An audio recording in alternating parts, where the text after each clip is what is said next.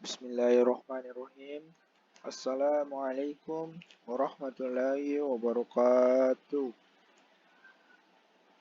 Pertama-tama, marilah kita panjatkan puja dan puji syukur terhadap kehadirat Allah Subhanahu wa Ta'ala yang telah melimpahkan rahmat dan hidayahnya kepada kita semua. Dan tak lupa kita mengirimkan salawat serta salam kepada junjungan Nabi besar Nabiullah Muhammad Sallallahu Alaihi Wasallam yang telah membawa kita dari alam kegelapan menuju alam terang menerang. Pertama-tama di sini saya mengucapkan terima kasih atas waktu yang telah diberikan untuk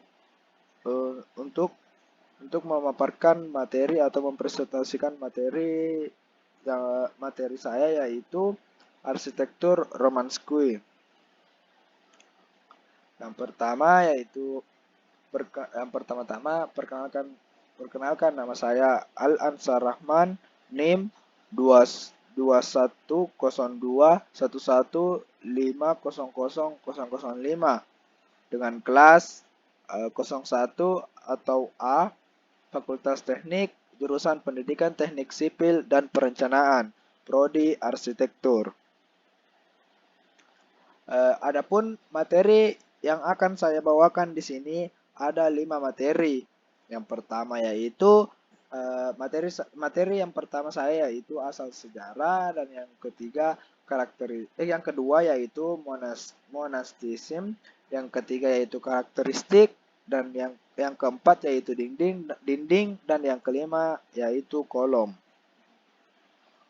Arsitektur Romanesque adalah gaya arsitektur dari Eropa abad pertengahan, ditandai oleh pelengkung setengah lingkaran dan berkembang menjadi gaya arsitektur Goth, ditandai dengan pelengkung berujung yang dimulai pada abad ke-12.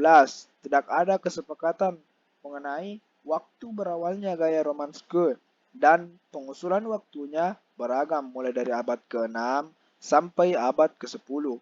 Tetapi contoh-contohnya dapat ditemukan di seluruh penjuru Eropa, sehingga menjadikan arsitektur Romanesque sebagai gaya arsitektur pan-Eropa pertama sejak arsitektur Imperial Romawi.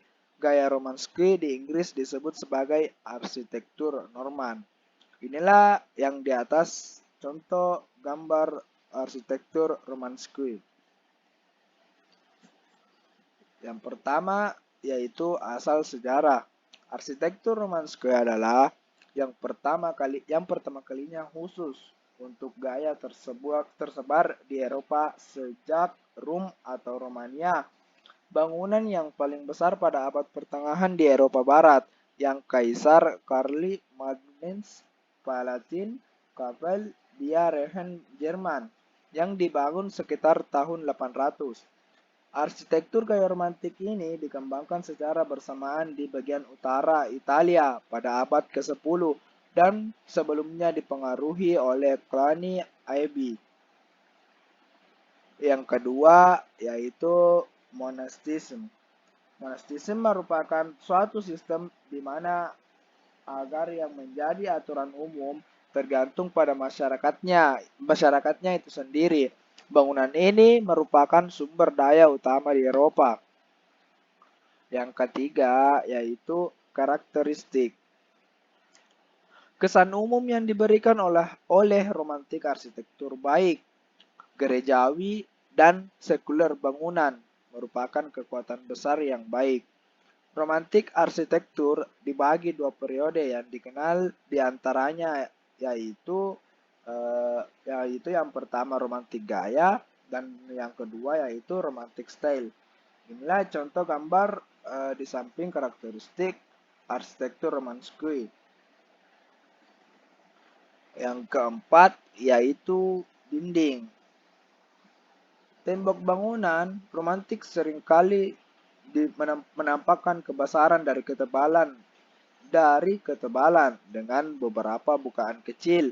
Mereka seringkali menggunakan ganda kerang penuh dengan puing.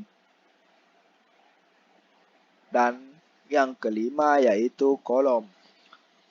Kolom struktur yang paling penting adalah fitur romantik arsitekturnya colonnades dan terpasang shafts tersebut juga digunakan untuk struktural dan dekorasi. Kolom struktural Kolom struktural yang penting adalah fitur romantik arsitektur. Colonnades adalah colonnades dan terpasang shaft tersebut juga digunakan untuk struktural dan dekorasi. Monolitik kolom dipotong dari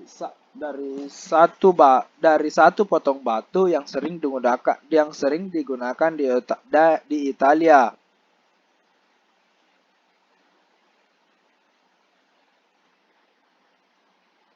Karena mereka telah di Roma dan arsitektur Kristen awal. Mereka juga digunakan terutama di Jerman ketika mereka lebih besar antara alternatif piers.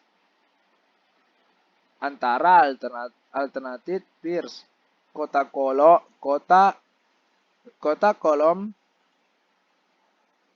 kolom dipotong dari satu buah juga umum dalam struktur yang tidak menanggung beban besar dari perkumpulan rahasia seperti kloister di mana mereka kadang-kadang pasangan. Masa Romanskuy. Arsitektur masa ini ditandai dengan lengkungan setengah lingkaran pada atap bangunan. Periode Romanskuy berlangsung pada zaman kegelapan atau Dark Age, sehingga tidak banyak hasil karya arsitektur yang benar-benar mencirikan masa ini. Pada umumnya, arsitektur Romanskuy merupakan paduan antara desain masa Romawi dengan ide-ide dari agama Kristen, sehingga dapat dikatakan karya yang dihasilkan merupakan fitur dari bangunan Romawi dengan gaya arsitektur Bizantium. Struktur atau elemen arsitektur dan interior Romawi ikonik yang paling umum diterapkan adalah Roman Arch.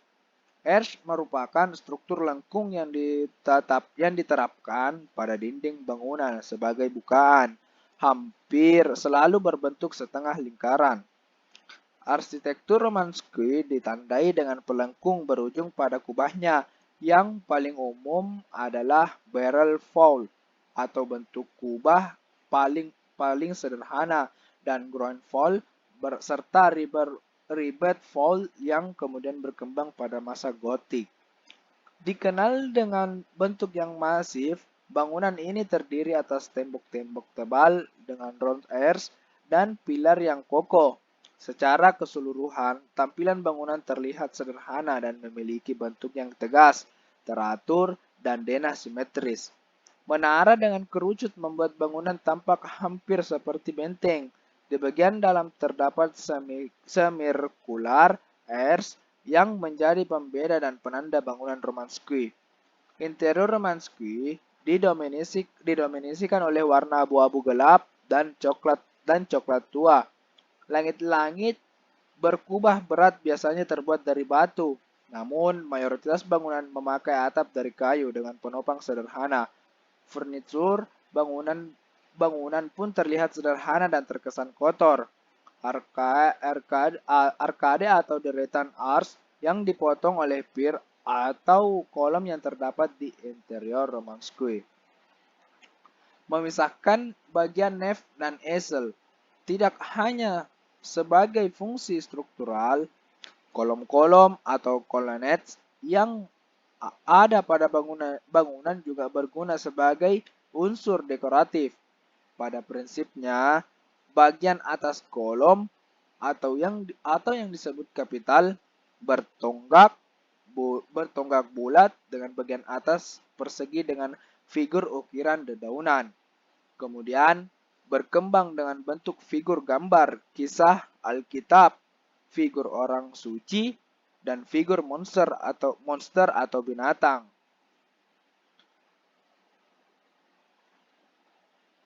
Itulah tadi pemaparan materi saya yaitu tentang arsitektur Romansky.